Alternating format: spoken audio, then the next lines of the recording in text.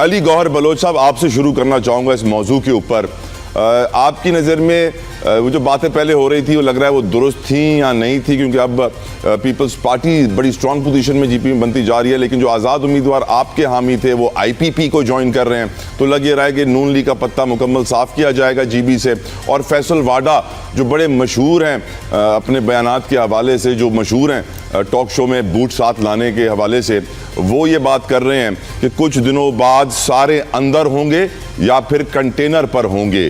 कुछ तो बड़ा होने वाला है जिसकी वो बातें कर रहे हैं, और उनकी बातें आपको मालूम है कहाँ से आती हैं। Ali Gauhar Baloch sahab, I would like you to start sir. देखिए, पहले तो गिलगित बल्तिस्तान पे बात कर लेते हैं, और उससे भी पहले हमारे अभी दोस्त एक भाषण दे रहे थे दहशतगर्दी पर और पाकिस्तान में अमन के हवाले से।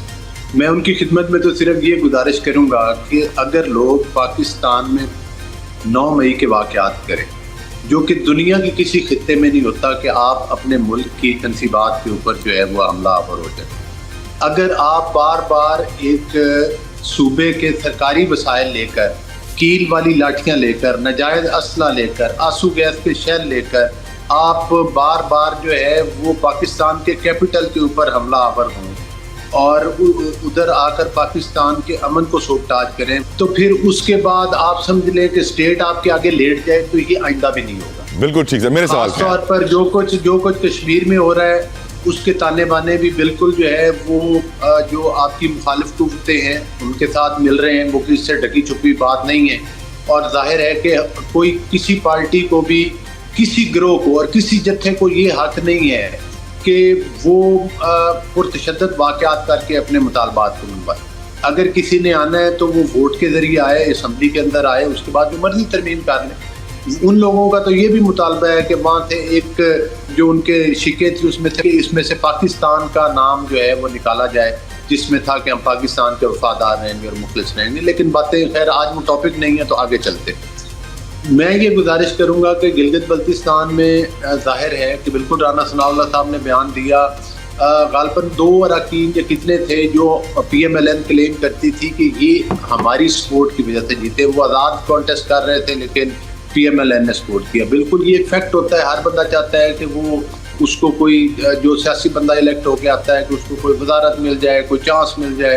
तो जब PMLN ने और प्राइम मिनिस्टर साहब ने कह दिया और पीपल पार्टी को मुबारकबाद दी और उन्हें ऑफर कराई कि आप हुकूमत साजी करें, बनाएं, अपनी कोशिश करें, तो उसके बाद जाहिर है कि उन्होंने फिर किसी और पार्टी का चुनाव कर लिया। और वैसे भी किसी भी वजह से किया हो तो वो उनका राइट है। जो बंदा है ही आज़ाद जीता हुआ, तो वो फिर कोई भी पार्टी तो ज्वाइन कर सकता है, ये ऑप्शन तो उसके पास मौजूद होती है। अलबत्ता पीपल्स पार्टी के साथ जाहिर है कि PMLN पीपल्स पार्टी उनकी जो आला क़यादत है वो राब्ते में है, और मेरा ख्याल है कि ये भी कोई गिलगित बल्तिस्तान का भी जो मसला है, मुझे तो यही नज़र आता है कि ये इमिकेबली आपस में जो है वो तय पा जाएगा और इस पर कोई ख़ास रस्साकशी नहीं होगी, जिस तरह से अभी मीडिया में सुर्खियाँ लग रही हैं।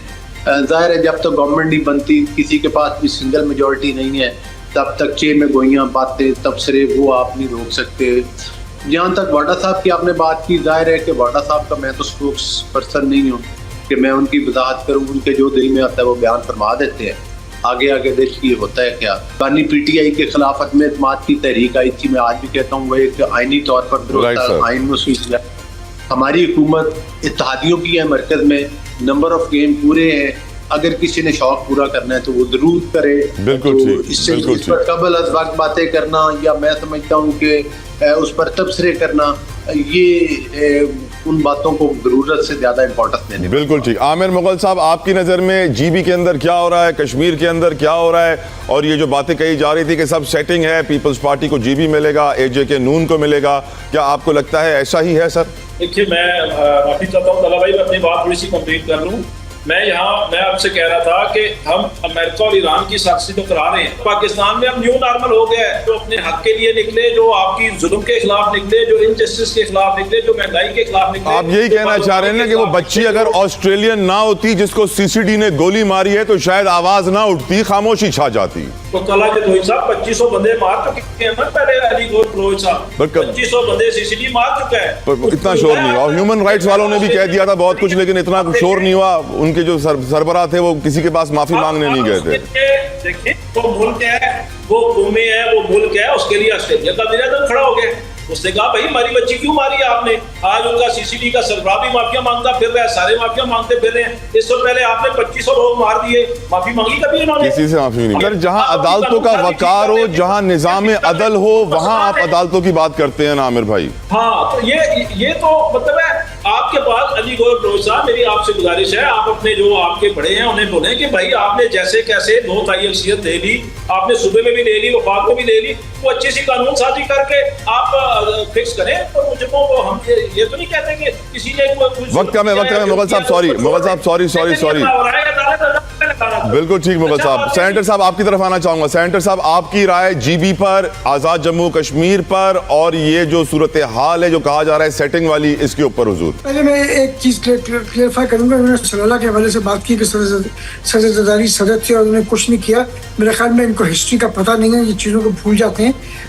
सिलेक्टिव मेमोरी है पीटीआई की। वैसे भी नेटो की जो सप्लाई लाइन थी वो पाकिस्तान ने बंद कर दी थी, 6 महीने बंद रखी।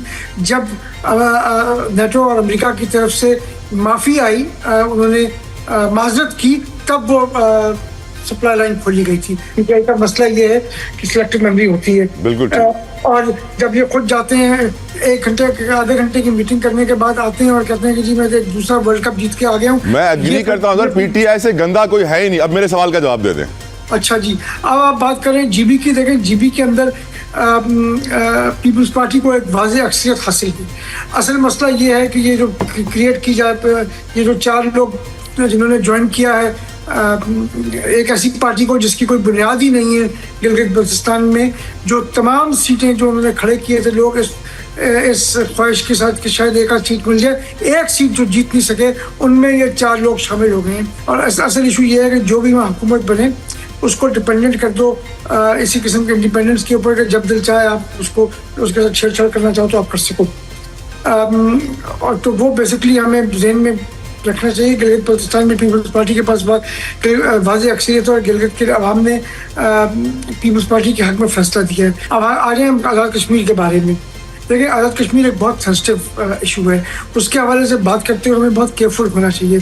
मेरे जो पीटीआई की दोस्त हैं जिसके साथ उन्होंने गुफ्तगू की है आज़ाद कश्मीर के मामलात के ऊपर, हुकूमत और वो ज़रा शायद ख्याल नहीं कर रहे कि ये कितना सेंसिटिव इशू है। और इसका जो रिएक्शन जा रहा है ग्लोबली और जो हिंदुस्तान में जा रहा है वो क्या मायने रखता है, उसके क्या मायने निकाले जाएंगे। उनकी 37 के करीब, उनकी 36 के करीब, 37 के करीब शराइत थी जिनमें जो प्रोटोकॉल था, वजारतें कम करना था और मुख्तलिफ चीज़ें थी, वो तकरीबन सब मान ली गई थी। जो रह गया था वो सिर्फ एक चीज़ के ऊपर रह गया था, वो था कि जी जो आपकी फिक्स, जो आपकी रिजर्व सीट से, जो आपकी पाकिस्तान से जो रिफ्यूजीज की सीट्स हैं उनके इलेक्शन के हवाले से। अब वो तो एक आईनी तरमीम के जरिए हो सकता है ना, उसका कोई एग्जेक्टिव ऑर्डर निकाल के आप नहीं कर सकते। तो इनको चाहिए था, जब गवर्नमेंट ने भी इनको वफाकी गवर्नमेंट ने भी एश्योरेंस दी कि भाई अगली जो असेंबली आएगी उसके अंदर 2/3 मेजोरिटी से अगर पास हो गया तो हो गया,